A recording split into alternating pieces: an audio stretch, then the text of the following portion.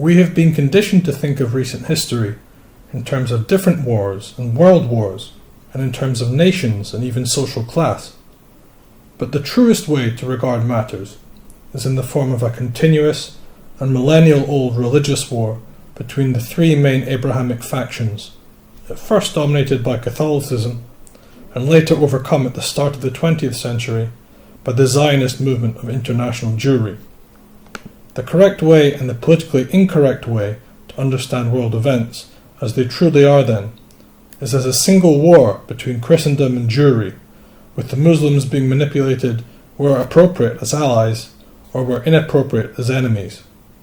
Moreover, we must understand the apparent break in fighting between the so-called world wars,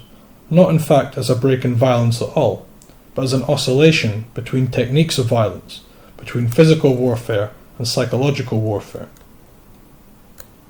Given the fundamentally religious nature of political reality, which international Jewry through its communist proxy has attempted to disguise under atheism,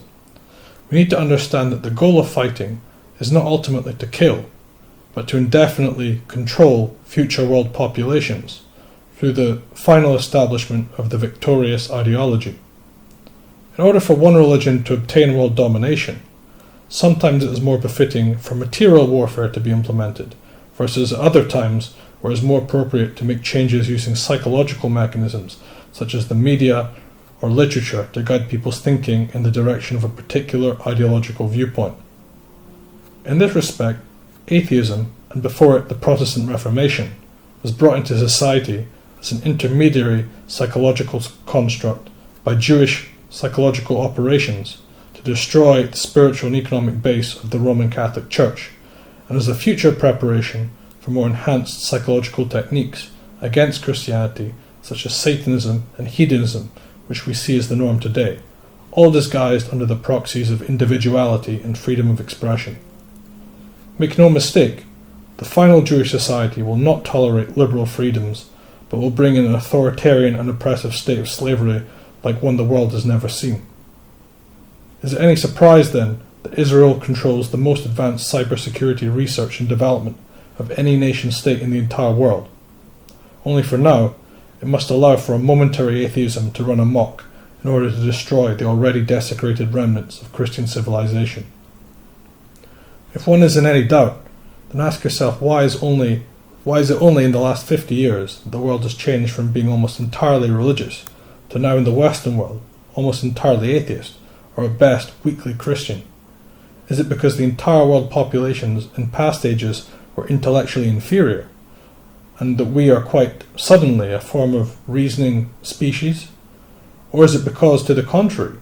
that it was the previous generations which upheld wisdom, and only in our generation, a conquered generation,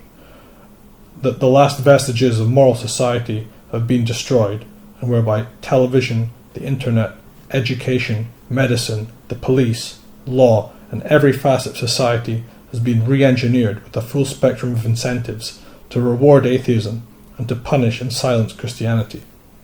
Are we really atheists because we are so smart, or are we atheists because the subconscious institutions and protocols which control and constitute our very thinking have been newly aligned against our better conscience in that direction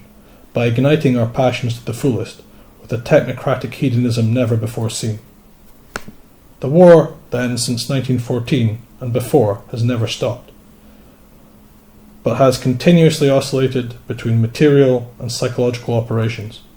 and so it is only a matter of time before Christendom's spiritual architecture is completely destroyed once and for all, whereupon the final phase of material enslavement can be established. This is why Christ writes in the Gospel, "How can a strong man be captured unless he is first bound?"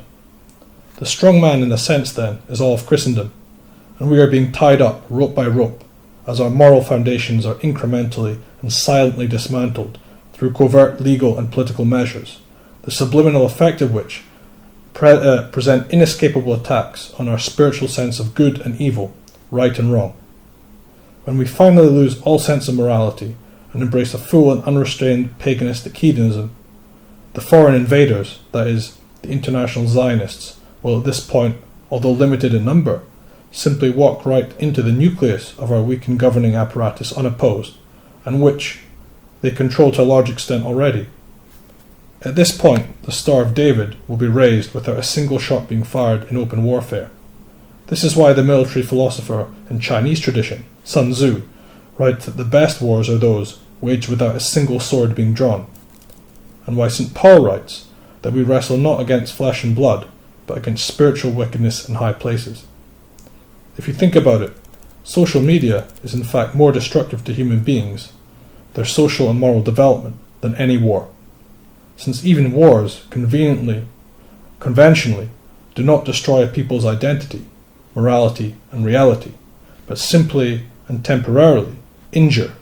after which society can be reconstructed as before. With social media, the cat is now truly out of the bag, and its narcissistic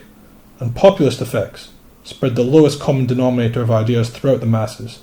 normalizing immorality, ignorance, selfishness, and political apathy, which cannot be reversed.